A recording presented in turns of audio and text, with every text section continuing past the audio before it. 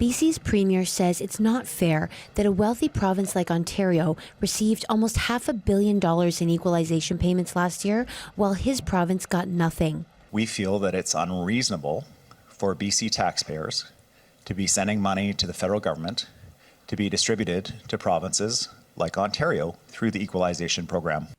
That's why BC is backing Newfoundland and Labrador's lawsuit against the federal government over equalization payments. Premier David Eby made the announcement alongside Newfoundland's Premier Andrew Furey on the last day of a meeting of Canadian premiers in Halifax. We're asking for the courts to evaluate the fairness of it, the mathematical calculations of it.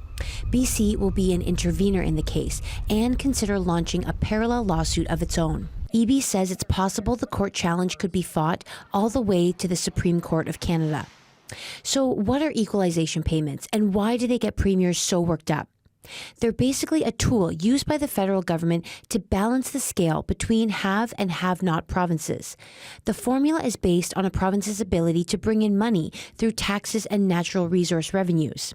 BC, Alberta, and Saskatchewan are considered have provinces, partly thanks to their robust natural resource sectors.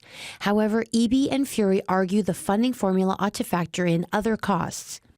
BC, for example, has a larger seniors population, which translates into higher healthcare expenses. One political scientist says Eby's latest volley is a clever and long-standing strategy designed to win over voters who are going to the polls in BC in October.